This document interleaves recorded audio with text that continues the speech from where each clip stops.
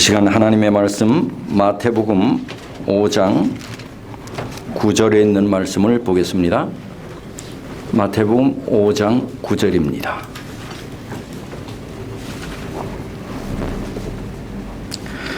화평케 하는 자는 복이 있나니 저희가 하나님의 아들이라 일컬음을 받을 것이며. 그러면 또 생소한 분이 계시겠지만 마태복음 5장 3절부터 9절까지 한번 쭉 살펴보세요. 김영희 시작. 심령이 가난한 자는 복이 있나니 천국에 거처될 것이며 애통하는 자는 복이 있나니 저희가 위로를 받을 것이며 온유한 자는 복이 있나니 저희가 하나님의 영으로 받을 것이며 의에 주로 오만한 자는 복이 있나니 저희가 그를 받을 것이며 그는 대상이 복이 저희가 긍휼히 여김을 받을 것이며 마음이 청결한 자는 복이 있나니 저희가 하나님을 볼 것이며 합평케 하는 자는 복이 있나니 저희가 하나님의 아들이라 일컬음을 받을 것이며. 잘했습니다. 3절에서 이걸 중간에서 나눠 하면 됩니다. 네 번째까지는 하나님에 대한 것이고 다섯 번째부터는 인간에 대한 것인데 그 구분점이 뭔가 하면 긍휼히 여기는 자입니다. 그래서 긍휼히 여기는 자 전까지는 그 외우다 보면 대부분 다 이응이 들어가 애통, 온유, 의에 줄이고 그 네 번째까지는 하나님에 대한 것, 그 다음에 그 분기점이 긍휼히 여기는 자. 오늘은 화평케 하는 자 5장 9절 다시 한번 외우고 말씀을 드리겠습니다. 화평케 시작. 화평케 하는 자는 복이 있나니 저희가 하나님의 아들이라 일컬음을 받을 것이며. 마태복음 5장 9절 말씀. 다윗 왕은 이스라엘의 아주 빛나는 위대한 정복자였습니다. 예수님 당시의 유대인들은 자기들의 왕이 다윗과 같은 일을 해주기를 기대했습니다. 그래서 예수님 당시에 이 유대인들에게 있어서 그들이 기대하는 메시아는 국가의 구원자여야 했습니다. 이스라엘의 역사에 있어서 세 번의 커다란 노예 기간이 있었습니다. 처음에는 이집트, 그 다음에는 바벨론, 지금 예수님 당시에는 로마. 그래서 예수님 당시 유대인들에게는 자기들 나라를 정치적으로 또 로마의 압제에서부터 구원해내지 않는 메시아는 참 메시아로 생각지 않았습니다. 이런 상황에서 예수님께서 하시는 말씀이 화평케 하는 자는 복이 있다. 이거는 당시의 유대인들에게는 매맞아 죽을 말씀이었습니다. 그들은 화평케 하는 자를 기대하지 않았고 로마에서 자기들을 구해낼 위대한 정복자 메시아를 기대하고 있었습니다. 더욱이 열심당원들 앞에서는 이 예수님의 말씀은 국가의 배신자, 로마의 앞잡이 같은 말로 들리는 말씀이었습니다. 그런데 하나님은 우리에게 화평하게 되는 자가 되라고 말씀하십니다. 화평케 하는 자가 복이 있다고. 화평케 하는 자가 되라, 이 말은 화평이 깨졌다는 말이지요. 분쟁이 있다는 말입니다. 화평이 없다는 말이죠. 관계가 깨졌다는 말입니다. 누구와의 관계가 깨졌다는 말이지요? 하나님과의 관계가 깨졌다는 말입니다. 왜 깨졌습니까? 죄 때문입니다. 죄가 하나님과의 관계를 깨뜨려 버린 겁니다. 이 땅의 모든 나라는 다 군대를 가지고 있고 경찰을 가지고 있고 법정이 있고 재판관, 이런 제도를 다 가지고 있습니다. 왜 이런 것들이 필요하지요? 죄 때문입니다. 세상의 역사는 전쟁과 침략으로 가득 차 있지요. 지금도 국제적인 분쟁이 세계 도처에 깔려 있지요. 테러가 사라지지 않고 있지요. 왜요? 죄 때문입니다. 왜 이리 온 세상이 시끄럽고 매일 뉴스는 그렇게 어둡지요? 뉴스를 틀어보면 밝은 뉴스가 거의 없지요. 거의 대부분 다 어둡지요. 이유가 뭐지요? 죄 때문입니다. 왜 하나님 믿는 교회에도 문제가 있고 다툼이 있지요? 그것도 죄 때문입니다. 아담은 에덴 동산에서 영원히 평화롭게 살 수가 있었습니다. 그런데 에덴 동산에서 쫓겨났습니다. 왜이지요? 불순종의 죄 때문입니다. 죄로 인하여 하나님과의 관계가 깨졌습니다. 에덴 동산에서 더 이상 살 수가 없었습니다. 하나님과의 관계가 깨지자 그들의 마음속에 뭐도 사라졌지요? 화평도 사라지게 됐습니다. 아담의 첫째 아들 가인은 그의 동생 아벨을 돌로 쳐 죽였습니다. 이 지구상에서 최초의 살인사건이 저질러졌습니다. 무엇이 그렇게 만들었지요? 죄입니다. 인간의 타락 이후에 인류는 수많은 분쟁을 겪고 사람을 죽이는 일을 예사롭지 않게 행하고 이 모든 원인은 뭐지요? 죄 때문입니다. 즉 죄로 인하여 화평이 깨지게 되었고 각종 다툼과 분쟁이 있게 됐습니다. 이 죄 문제를 해결하기 위하여 오신 분이 예수 그리스도이십니다. 그래서 예수님은 이 죄 문제를 해결하기 위하여 오셨는데 그 죄 문제를 십자가에서 그분은 해결하셨습니다. 그래서 그분의 별명이요 그분의 이름이 이렇게 표현되어 있습니다. 누가복음 2장입니다. 누가복음 2장. 남자분은 누가복음 2장 14절을 찾으시고 여자분들은 이사야 9장 6절을 찾아보시죠. 누가복음 2장 14절, 여자분들은 이사야 9장 6절. 남자분들 누가복음 2장 14절 다 찾으셨나요? 네, 다 같이 읽어보겠습니다. 시작. 지극히 높은 곳에서는 하나님께 영광이요 땅에서는 기뻐하심을 입은 사람들 중에 평화로다. 누가? 예수 그리스도께서 평화래요. 이사야 9장 6절 여자분들 시작. 이는 하나님과 우리에게 낳고 한 아들을 우리에게 주시라 하였는데 그의 어깨에는 정사를 메었고 그의 이름은 기묘자라 오사라 전능하신 하나님이라 영존하시는 아버지라 평강의 왕이라 할 것이라. 누가? 예수님의 이름은 평강이래요. 평화의 왕이래요. 각국 정상들이 모여서 평화회담을 하다가 곧바로 돌아서면 전쟁에 돌입합니다. 그것은 현재도 그렇고 아주 오래전에도 그렇습니다. 화친이 했다가도 시간이 지나면 다시 전쟁 시작하는 일을 역사는 반복했습니다.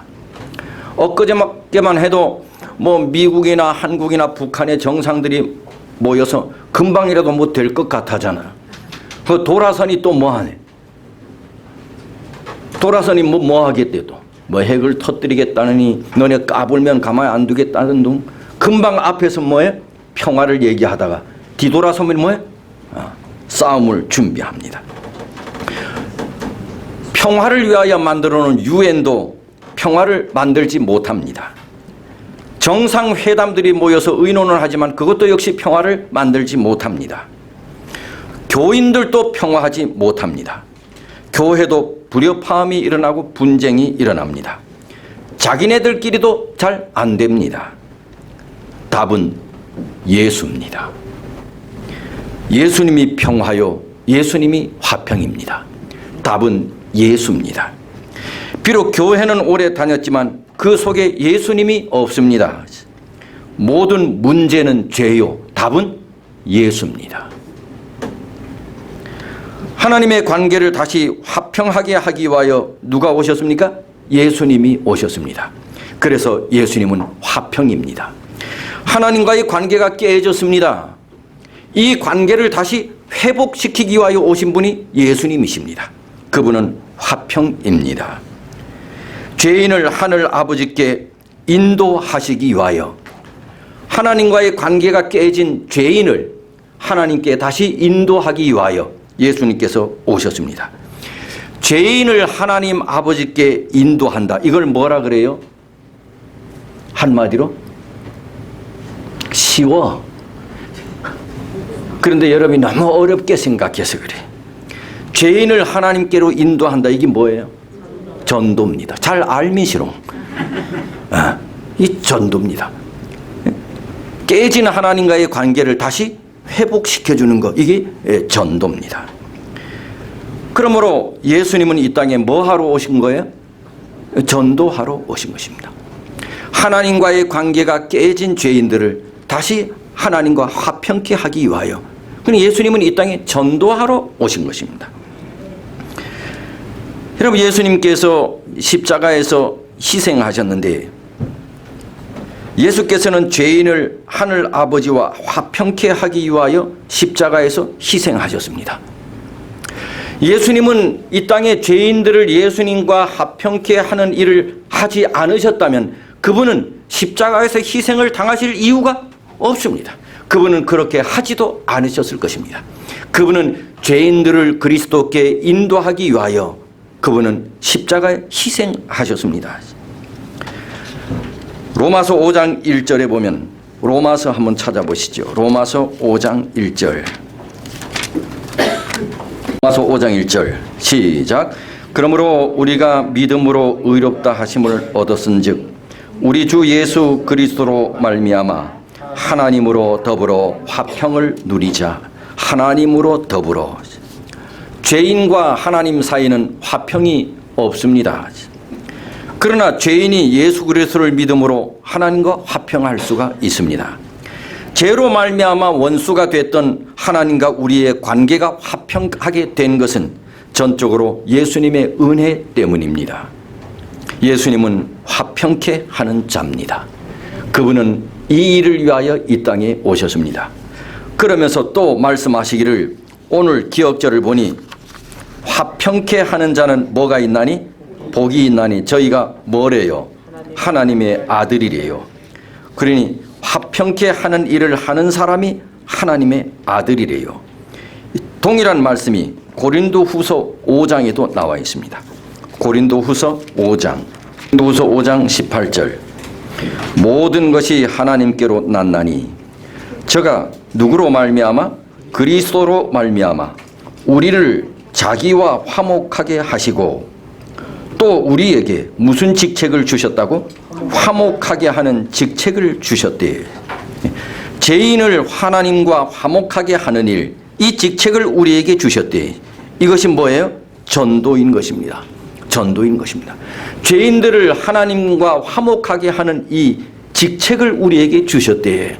우리가 해야 할 직분은 죄인을 그리스도와 하나님과 화목하게 하는 일을 하는, 그 일을 우리가 하는 것이 그리스도인이, 그것이 뭐예요? 전도인 것이지요. 죄인을 그리스도께 인도하는 것, 전도. 이 일은 예수께서 하신 일이요 우리가 해야 할 일인 것이지요. 여기 정로의 계단 27쪽에 보면, 그리스도를 따르는 자들은 평화의 기별을 가지고 세상에 보내진다. 우리가 그리스도를 따르는 자들이잖아요. 우리는 이 평화의 기별을 가지고 하나님과 깨진 이 관계를 다시 화평케 하는 이 복음을 가지고 세상으로 보내진다. 언행을 통하여 다른 사람들에게 죄를 버리고 마음을 하나님께 바치게 하는 자는 누구나 화평케 하는 자이다. 네? 죄인을 그리스도께로 안내하는, 깨진 하나님과의 관계를 다시 이어지게 하는 이 일을 하는 자들은 누구든지 상관없이 뭐 하는 자다? 화평케 하는 자다. 이와 같은 사람이 복이 있다. 여기 산상수훈 27쪽에 보면, 하나님과 조화를 이룬 사람은 하늘의 평화에 참여한 자며 그 복된 감화를 사방으로 널리 퍼뜨리게 될 것이다. 하나님과 화목된 사람은 이 일을 그도 반드시 하게 될 것이다. 화평케 하는 일, 죄인을 하나님께 안내하는 일, 이것은 천국 백성이 된 사람들이 해야 할 일들 중에 가장 위대한 일인 것입니다. 이 일은 사람들과의 관계에 있어서도 해당이 됩니다. 여러분, 예수님은 우리 인간을 하나님과 화목케 하는 일을 위해서 십자가에서 희생했습니다. 그러므로 이 화목케 하는 일은 뭐 없이는 안 된다는 말이기도 해요. 희생이 없이는 안 된다는 말을 해요. 어떤 사람은 이렇게 말합니다. 나는 아무 잘못도 없는데 내가 왜? 나는 아무 잘못도 없는데 내가 왜? 이 교회 안에도 이 서로 간에 분쟁이 있잖아요. 이 교회 말고 말입니다. 다른 교회. 예. 그러면 어느 집사님한테 집사님 가서 잘못했다고 하세요. 나는 아무 뭐도 없는데 잘못도 없는데 잘못했다고 얘기하려면 누가 해야지? 지가 해야지. 그런데 여러분 십자가는 죄 없는 사람이 진 것입니다. 예수님은 죄가 없으셨습니다. 죄를 짓고 십자가에 달리면 그것은 희생이 아니고 벌을 받는 것입니다. 그런데 죄가 없이 십자가에 달리면 그것을 일컬어 희생이라고 합니다. 예수님처럼 아무 죄 없이 아무 잘못도 없이 억울하게 십자가에 달려야 그게 희생입니다. 잘한 사람과 잘못한 사람 둘이 있을 때 누가 희생을 해야 되나요? 조금만 머리 있는 사람은 답을 낼 수 있습니다. 그 설교를 들었으니까. 잘한 사람과 잘못한 사람 둘이 있을 때 누가 희생해야 하나요? 잘 알미시롱. 잘한 사람이 희생해야 돼. 잘못한 사람은 벌은 받을 수 있는데 희생할 수는 없어. 잘못한 사람은 어떻게 희생해? 자기가 벌을 받아야지. 그런데 희생은 잘못이 없는 사람이 하는 것입니다. 그걸 희생이라고 합니다. 죄 없는 예수님이 십자가를 지셨기 때문에 화평이 생긴 것처럼 우리도 잘못이 없는 사람이 십자가를 져야 화평이 생깁니다. 가정에서 아내가 잘못했어. 그러면 누가 십자가를 져야 하나요? 네? 이때 미련한 여자들이요 크게 대답하는 겁니다. 가정에서 아내가 잘못했어. 마치 여기 있는 아내들은 자기들이 잘못이 없는 것처럼 가만히 있네. 여자 가정에서 아내가 잘못했어. 누가 십자가를 져야 되지?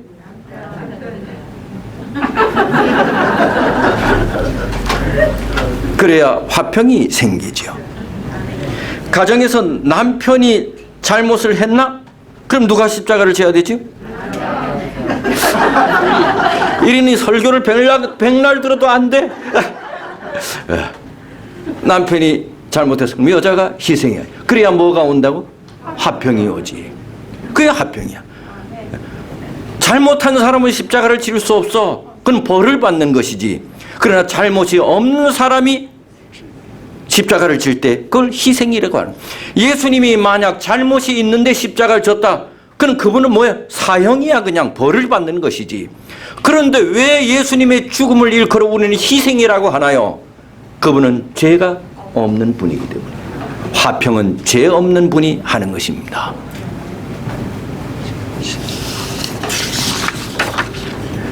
사람을 만나다 보면 가끔씩 싸우자고 덤비는 사람이 있어요. 그런 사람 만났을 때 어떻게 해야 되지요? 같이 싸우면 분쟁이 생기지요. 싸우자고 덤비면 끝이 안 나지요. 조용히 져주면 화평이 생기지요. 그 조용히 져주면 억울해요, 안 억울해요? 신경질이 나요, 안 나요? 이 장안동 교우들이 신경질 나면 안 되지. 신경질 나요, 안 나요? 신경질 나요. 그래야 화평이 생기죠. 그래서 예수님께서는 말씀하시기를 가만히 있는데 괜히 시비를 거는 사람이 오른쪽 뺨을 때리면 뭐래요? 그래야 화평이 생긴대요. 오리를 가자면 그래야 화평이 생긴대. 이걸 희생이라고 하는 거지. 근데 내가 잘못했어. 그런데 오른쪽 뺨을 맞았어. 그거는 맞아야지. 잘못했으니. 근데 잘못이 없는 사람이 뭐야? 왼쪽까지 대주는. 그걸 희생이라고 한대. 그래야 뭐가 생긴대? 화평이 생긴대. 여러분, 우리 예수 믿는 사람들이 복음 전하다 억울한 일을 많이 당해요, 안 당해요? 뭐 두유 주는데 인사해요, 안 해요? 속이 상해요, 안 상해요? 그래도 여기 있는 분들은 안 상하나 봐. 예. 그래도 다 알아, 속상하는지 나는. 예. 그걸 희생이라는지.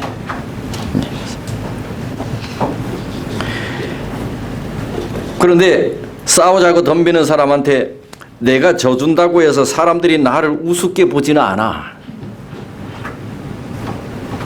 내가 져줄 때 이상하게 사람들이 나를 존경한다? 내가 십자가를 져야 화평이 생기는 것이다. 하물며 죄인을 하나님과 화목케 하는 일을 하는데 자신을 죽이고 희생하지 않고서 어떻게 죄인을 하나님과 평화시킬 수 있나요? 안 되지요, 그거는. 그래서 죄인을 하나님과 화목시키는 일을 하는 데에서는 손해보는 일이 많이 있어요, 없어요? 손해 하나도 보지 않고 죄인을 하나님께 화목시키려고 하는 예수 믿는 사람들이 많아. 안 되지, 그거는. 때로는 내 돈도 들어가. 때로는 밥도 사줘야 돼. 때로는 자존심도 상해.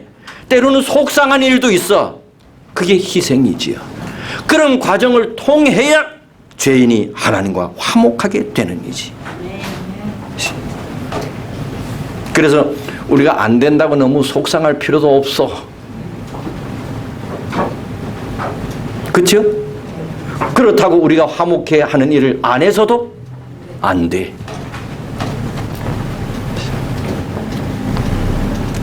우리가 이 일을 하다 보면 때로는 모욕도 당하고, 뭐 어떤 사람은 그런다잖아. 문을 두드렸더니 안에서 문을 열어주면서 뭐예요? 세수대로 물을 저 얼굴에 묻는잖아. 속상해, 안 속상해? 그래도 그 사람이 계속 그 일을 한다잖아요. 네? 아니, 내가 길거리에서 전도지를 나눠주면서 그래도 좀 괜찮게 생긴 여자가 오기 때문에 오늘 첫날이에요. 이제 제자 훈련을 하는데, 그래서 어느 장로님하고 이렇게 가다가 신호등을 기다리는데 저 옆에서 한 40대 아주 꽤 예쁜 여자가 와. 오늘 첫 봤다야. 안녕하세요. 이거 꼭 좀 읽어보세요. 줬어. 요즘 사람들이 이거 잘 받아, 안 받아? 근데 이 사람이 이게 받아. 그래, 기분이 좋았어, 안 좋았어? 좋았어. 기분이 좋아서 돌아서는데 종이 찢는 소리가 나. 일본이 이 여자가 내가 준 그 전도지를 찢어버리고 옆에 있는 쓰레기통에 놓는 거야. 내가 한 대 쭉 갈기고 싶어, 안 갈기고 싶어? 갈기고 싶어, 안 갈기고 싶어? 갈기고 싶지. 아니, 이 여자가 차라리 뭐 하지 말지, 받지는 말지. 찢어버리려면 내 안 보는 데서. 이 교양이라고는 없는 이 여자, 그날 하루 종일 내가 김이 새끼 안 새끼? 김이 새끼. 죄인을 그리스도와 화평하게 하는 일은 희생을 통해서 가능해요. 하나도 손해 안 보고. 뭐 한마디 예수 믿으세요 한다고 다 예수 믿을 거면 벌써 예수님이 오셨지. 예수님은 이 일을 위해서 이 땅에 오셨대. 그리고 우리에게 그 직책을 주셨다는 거지. 남편 인도하는 거 쉬워요, 어려워요? 근데 한마디 했다고 남편이 교회 안 나오면 이래 물에 빠져 죽을 놈, 이렇게 하면 돼, 안 돼? 하려면 좀 평상시보다 반찬도 좀 맛있는 거 해주고 애교도 좀 부리고 뭐 이렇게 희생을 해야지. 희생도 없이 미국의 어느 도시에 한 과부가 살았어요. 이 과부는 애완용으로 닭을 길렀는데 닭을 친자식처럼 닭을 사랑하고 아꼈습니다. 그런데 어느 날 실수로 이 닭이 옆집에 들어가 채소밭을 망가뜨려 버렸어요. 화가 난 이웃집 남자가 그 닭을 잡아 목을 비틀어 죽여서 과부 집으로 던져버렸어. 자식처럼 길러온 닭이 그렇게 죽었으니 얼마나 마음이 아팠겠어요? 보통 사람 같으면 당장 달려가서 따지든지 했을 텐데 이 여자는 아주 믿음이 신실한 크리스찬이었어. 혼자서 한참을 울고 나서는 이웃집 남자를 용서해 주기로 마음을 먹었대. 그리고 그 죽은 닭을 정성껏 요리를 해가지고 이웃집 남자한테 아무 말 없이 갖다 주었대. 이웃집 남자도 사람인데 그 후 두 사람은 사이좋게 이웃 사촌이 되었대. 희생입니다. 내가 손해를 보는 거지요. 그래서 집에 부인이 잘못했으면 누가 희생해야 돼? 교회도 분쟁이 끊이지 않는 교회가 있어. 모였다 하면 서로 싸우고 나눠져. 그런데 희한하게 불신자들은 교회 안에서 선포되는 목사님의 설교는 모르는데 교회 안에서 벌어지는 싸움은 기가 막히게 알아. 그래요, 안 그래요? 그런데 교회 분쟁은 주로 어디에서 나오나? 초신자들에게 나와요? 오래된 장로님들에게 나와? 강장로님이나 이봉 장로처럼 이런 분에게서 나와. 교회 처음 나온 사람은 싸움 안 해. 대부분 오래된 사람들이 싸워. 뭐 죄야. 그 안에 뭐가 없어요? 예수가 없어. 믿음이 좋다는 사람들이 모이는 것이 재직회야. 주로 재직회에서 싸움이 나. 그날 회의 같은 거 싫어. 그것도 재직하면서 뭐도 하고 해. 시작해. 기도도 하고 시작해. 속으로는 기도하면서 싸움하게 해 주십시오. 이렇게 기도하는 거야. 오늘날 교회는 대단한 이유 때문이 아니라 아주 너무나 사소한 문제로 어쩌면 몇몇 사람들의 욕심이나 자존심 때문에 교회에서 싸움이 나. 내 의견 안 들어줘서 싸움해. 그건 뭐 대단하고 예수 믿는데. 오늘 모든 그리스도인들은 주님께서 십자가를 앞에 두고서는 아버지, 내가 아버지와 하나가 된 것처럼 교회 저들도 하나가 돼 해달라고. 주님의 애끓는 심정을 모든 교인들이 이해하면 좋은데 교회가 하나가 되어야 하는 이유는 그것이 주님의 간절한 바람이기 때문에 그렇습니다. 교회가 하나가 될 때 세상 사람들은 비로소 저 교회에 예수가 살아계심을 믿는다는 거지요. 그럴 때 하나님께서 영광을 받게 됩니다. 여러분, 제가 어느 글을 보다 보니 이런 아주 위트 섞인 이 문장이 있어. 나쁜 사람은 나쁜 사람이다. 나쁜 사람은 나쁜 사람이다. 이 뭔 얘기예요? 나쁜 사람은 나뿐이다. 네? 나쁜 사람은 나쁜 사람이다. 예? 우리는 나쁜 사람이 돼서는 안 되겠지요. 예. 화평케 하는 자의 상급은 뭐래요? 하나님의 아들이라고 하니. 하나님의 자녀. 하나님의 자녀가 되는 것은 아주 조그마한 특권이 아닙니다. 어떤 것보다도 아주 최고의 특권입니다. 화평은 성령의 열매 가운데 하나입니다. 사랑과 희락과 화평과 성령의 열매, 사랑과 희락과 화평과, 이 화평은 성령의 열매이기도 합니다. 어떤 사람이 하나님의 아들인가? 죄인을 하나님과 화목하게 만드는 사람, 쉽게 말하면 전도하는 사람, 영혼을 하나님께 인도하려고 마음에 끓는 사람, 이러한 사람이 누구라고? 하나님의 아들이라고. 이러한 사람이 하나님의 아들이에요. 이걸 거꾸로 말하면요, 화평케 하는 자는 복이 있나니, 이걸 거꾸로 말하면 화평에 무관심한 사람은 복이 없나니, 이걸 더 아주 과하게 말하면 화평에 무관심한 자는 복이 없나니보다 화평에 무관심한 자는 저주를 받나니. 복 못 받으면 뭐 받아요? 화평에 무관심한 자는 저주를 받나니. 이는 누구의 자식이라 일컬음 받을 것이요? 저 너무 좀 세게 했나요? 이걸 반대로 말하면, 또 풀어서 얘기하면, 전도에 무관심한 자는 뭐? 복을 못 받아. 저주가 받고. 전도에 무관심한 자는 누구의 자녀라? 이건 좀 심하긴 하지만,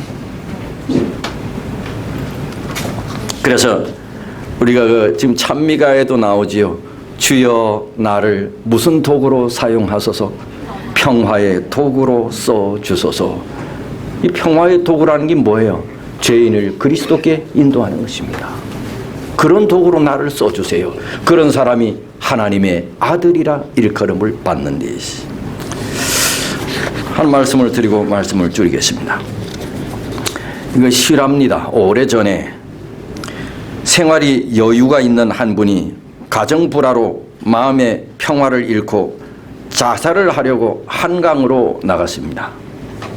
오래전이니까 그때만 해도 그 내용에 보면 그렇습니다.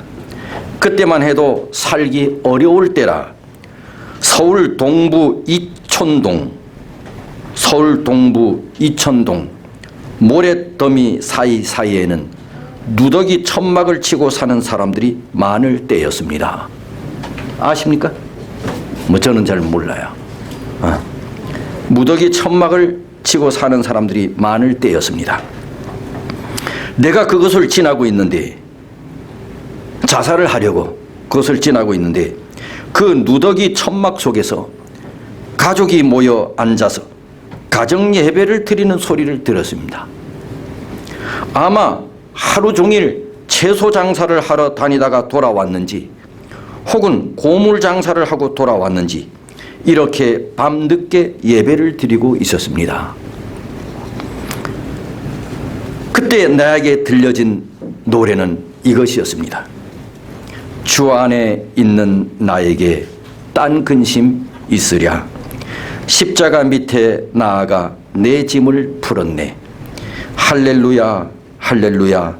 내 앞길 험악하여도 나 주님만 따라가리. 천막 속에서 흘러나오는 찬송 소리를 듣게 될 때에 자살하려던 나는 큰 충격을 받게 됐습니다. 이 천막 속에서도 평화가 넘치는데 나에게는 평화가 없구나. 이 가난 속에서도 평화가 넘치는데 내게는 평화가 없구나. 나는 발길을 돌려 교회를 찾았습니다. 나는 거기서 그리스도를 만났습니다. 그리고 마음에 참된 평화를 찾게 되고 구원을 얻게 되었습니다. 이 하는 사람이 간증이지요. 때로는 나의 평화가 다른 사람을 평화하게 만듭니다. 우리는 하나님의 아들로서 사랑을 증거하는 자, 복음을 나누는, 그래서 하나님과 평화하게 만드는 평화의 사도로 사시게 되기를 바랍니다. 하나님은 우리를 그렇게 부르셨습니다. 다가오는 한 주일도 이 말씀의 기초에서 믿음으로 승리하는 삶을 살게 되기를 간절히 바라면서 말씀을 줄이겠습니다. 하나님, 이 아침 저희들에게 말씀해 주셔서 감사합니다. 우리가 하나님과는 전혀 가까이 할 수 없는 죄인이었는데 우리 하나님과의 관계가 깨져 주님께 가까이 나갈 수 없는 사람들이었는데 우리를 하나님과 화평시키시고 하나님의 아들, 딸로 삼아주신 예수님의 은혜 참으로 감사와 영광과 찬송을 돌립니다. 우리가 이렇게 큰 은혜를 받았은즉 주님이 우리에게 말씀하시기를 내가 가진 직책을 너희에게도 주겠다고 이 일을 감당하며 살라고 우리에게 직분을 맡겼은즉 하나님 우리도 영혼을 사랑하는 마음으로 이 일을 감당하며 살도록 인도해 주시옵소서. 나처럼 하나님과 관계가 깨진 하나님을 알지 못하는 사람들에게 하나님과 합평케 시키는 일을 이 일 우리가 다가오는 한 주일 동안에도 내가 처한 상황에서 최선을 다하며 보람있게 안식일을 맞이하도록 인도하여 주옵소서. 하나님 여기 우리의 마음을 담은 헌물 주님께 드립니다. 하나님 기뻐 받으시고 주의 이름 영광 받으시옵소서. 이제는 우리 하늘 아버지의 사랑과 주님의 다함이 없는 은혜와 성령 하나님의 감화 감동하심이 여기 머리 숙인 주님을 사랑하는 모든 성도들 위해 영원토록 함께 하시기를 예수님의 이름으로 축원하옵나이다. 아멘.